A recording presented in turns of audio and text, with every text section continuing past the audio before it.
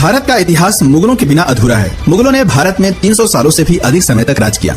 बाबर, अकबर और शाहजहां से लेकर बहादुर शाह जफर तक कई मुगल शासकों ने दिल्ली की राजगद्दी से भारत में शासन किया। लेकिन कई सवाल आज भी इतिहास के पन्नों से गायब हैं। आखिर मुगल भारत क्यों आए थे?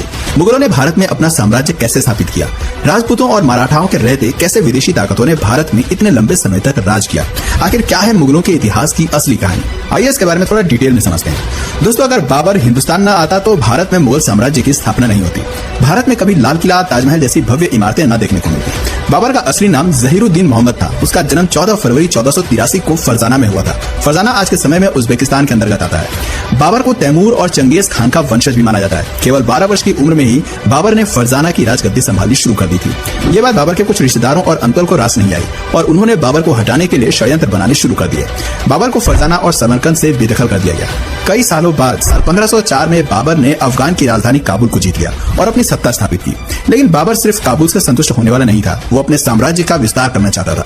बाबर जानता था कि यदि उसे साम्राज्य का विस्तार करना है तो इसके लिए धन दौलत की भी जरूरत होगी और उस समय भारत से ज्यादा धन शायद ही किसी और के पास था। दुनिया भर में उस समय भारत को दुनिया में सोने की चिड़िया कहा जाता था। 1525 में बाबर ने भारत में एंट्री करने की योजना पर काम करना शुरू किया।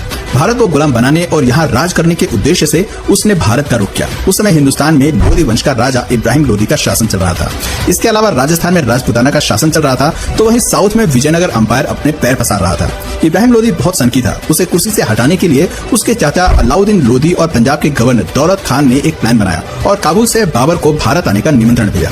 बाबर को तो जैसे इसी मौके का इंतजार था और तुरंत ही अपनी सेना के साथ उसने भारत की ओर रुख कर दिया।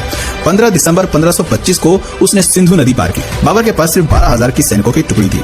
सिंधु नदी को पार करते ही बाबर ने पंजाब प्रांत को जीतना शुरू कर दिया। बाबर के पास दमदार आर्मी के साथ ही तोपखाने और बारूद यानी कि गन पाउडर भी था।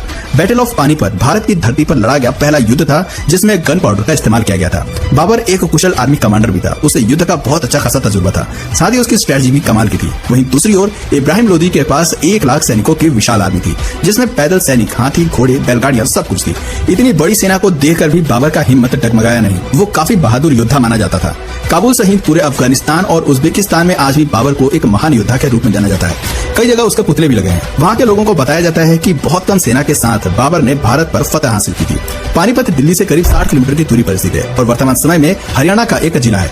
बाबर ने इब्राहिम लोधी को युद्ध के लिए ललकारना शुरू किया। अपनी रणनीति वो पहले ही बना चुका था। उसने दुश्मन के इलाके में एक खाई खुदवाई जिससे कि लोधी की सेना ज्यादा फैलाव न कर पाए और बाबर की सेना को आसान टारगेट मिल सके।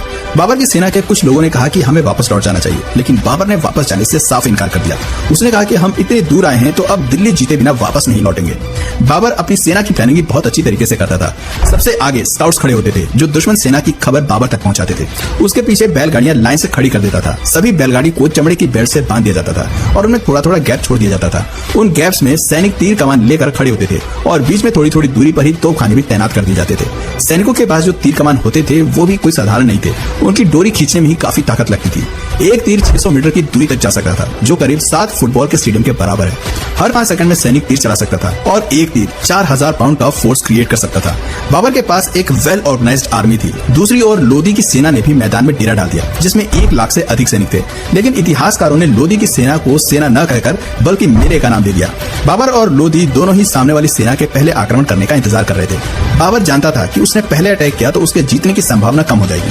19 अप्रैल 1526 की रात को वो अपनी सेना की एक छोटी सी टुकड़ी को लोधी के कैंप में भेजता है। जैसे ही कुछ सैनिक लोधी के कैंप के पास पहुंचे, लोधी की सेना ने उन पर हमला कर दिया। बाबर के सैनिक वापस लौट आए और कुछ सैनिकों की मौत भी हो गई। इससे लोधी खुश हो गया और सोचने लगा कि बाबर की सेना को हराना काफी आसान है। लेकिन असल में बाबर ने तो मछली पकड़ने के लिए सिर्फ दाना फेंका था।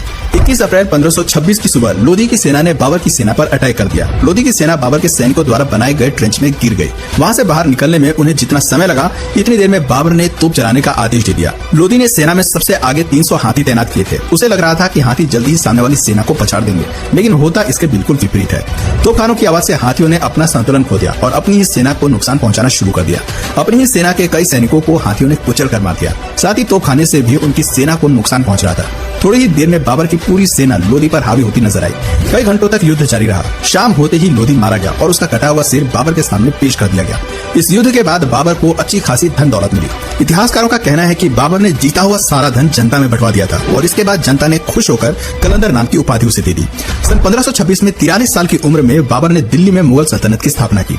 लोधी को हराने के बाद राजपूतों ने उसका विरोध किया। पानीपत के युद्ध के बाद बाबर ने 3 बड़ी लड़ाइयां लड़ी, battle of Khanwa, battle of Chanderi और बैटल ऑफ खागरा।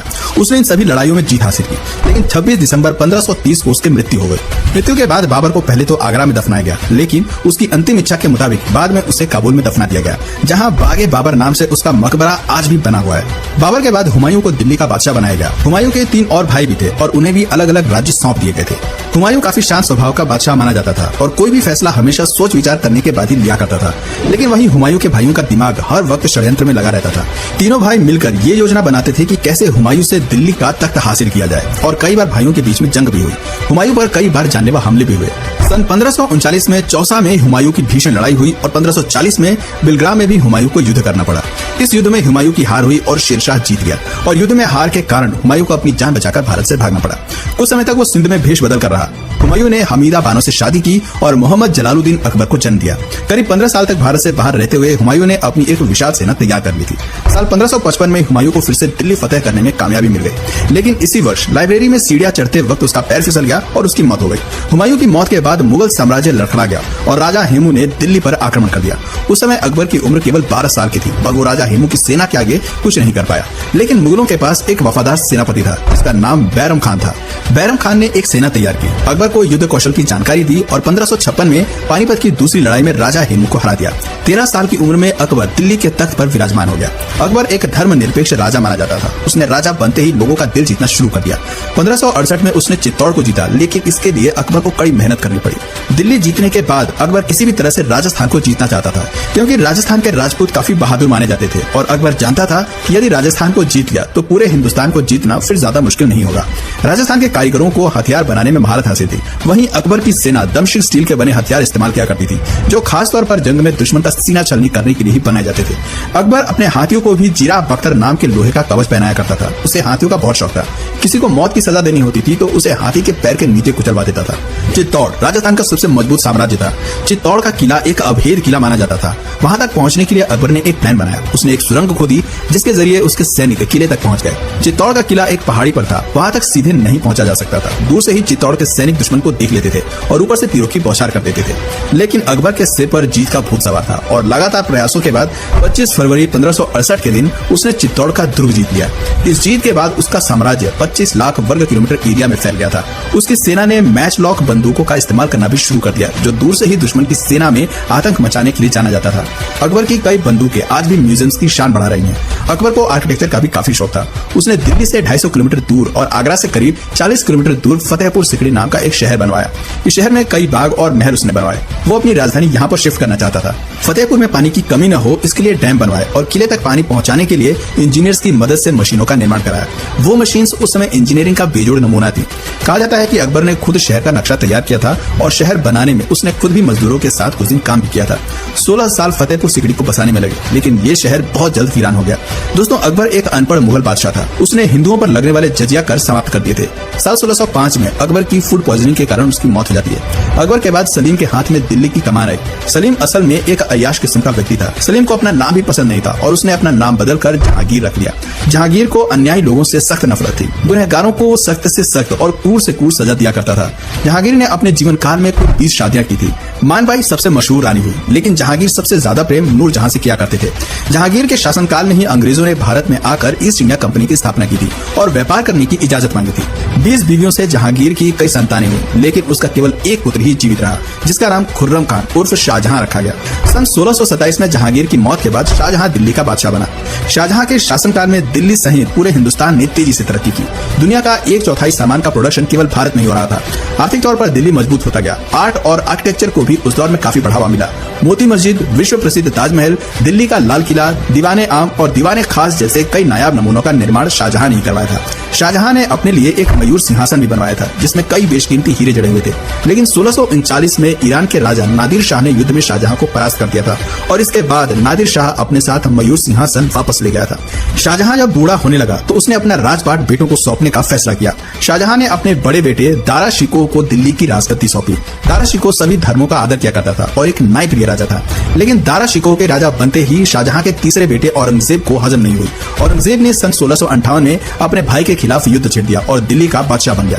बादशाह बनते ही औरंगजेब ने अपने पिता को आगरा के किले में बंद करवा दिया और अपने भाई को मौत के घाट उतार दिया। औरंगजेब कितना क्रूर था इसका अंदाजा आप इस बात से लगा सकते हैं कि भाई के मौत के बाद उसका गला धड़ से अलग करके औरंगजेब अपने पिता के पास ले गया था। औरंगजेब के बादशाह बनते ही हिंदुओं पर अत्याचार करने उसने शुरू कर दिए। जगह जगह मंदिर तुड़वाकर मस्जिदों का निर्माण कराया। कई हिंदुओं का जबरन धर्म परिवर्तन किया गया। उसके शासनकाल में ही हर जगह कत्ले आम हो रहा था। ये बातें मराठा, मारवाड़ा, राजपूत सहित कई हिंदू राजाओं को पसंद नहीं आई और औरंगजेब के खिलाफ युद्ध का शंखनाद कर दिया। औरंगजेब युद्ध में घायल हुआ और करीब 3 महीने तक वो बिस्तर पर ही रहा और सन 1707 में बिस्तर पर ही उसने दम तोड़ दिया। औरंगजेब की मौत के बाद मुगल साम्राज्य धीरे धीरे अंधेर की ओर बढ़ने लगा। इसके बाद दिल्ली में कई मुगल बादशाह बने, लेकिन किसी में भी वो बात नहीं थी जो अभी तक के सभी मुगलों में थी। सन 1707 से 1712 तक बहादुर शाह प्रथम ने राज किया। उसके बाद जहांदर शाह, फारुखसियार, मोहम्मद शाह रंगीला, आलमगीर, शाहजहां तृतीय, अकबर द्वितीय सहित कई राजा हुए। किसी ने भी बहुत अधिक समय तक राज नहीं किया और बहुत कम समय में ही दिल्ली के बादशाह बदलते रहे। वहीं दूसरी ओर अंग्रेज लगातार मजबूत हो रहे थे और कई राज्यों में मुगलों के शासन का अंत हो चुका था। मुगलों के अंतिम शासक बहादुर शाह जफर द्वितीय हुए, जिनकी मौत सन 1862 में म्यांमार में हुई थी। लेकिन बहादुर शाह जफर की मौत से पहले ही मुगल साम्राज्य का अंत हो गया था। सन 1857 मुगल साम्राज्य का दिल्ली में अंतिम समय माना जाता है। तो दोस्तों, ये थी भारत में मुगलों के इतिहास की असली कहानी। दोस्तों, अगर इसी तरह के और भी इंटरेस्टिंग टॉपिक्स आपको पसंद है तो नीचे कमेंट सेक्शन में पार्ट 2 जरूर लिखिएगा। और अगर इस वीडियो से आपको कुछ नया जानने या सीखने को मिला या फिर इंटरेस्टिंग लगा तो प्लीज इस वीडियो को एक लाइक करके अपने फ्रेंड्स और फैमिली में से जरूर शेयर करें। और यदि आप इस चैनल पर नए हैं तो प्लीज इस चैनल को सब्सक्राइब करके बेल नोटिफिकेशन आइकन को ऑन कर लीजिए ताकि हमारे आने वाले वीडियोस आप मिस न करें। मिलते हैं फिर किसी वीडियो में नए टॉपिक के साथ। तब तक के लिए नमस्कार।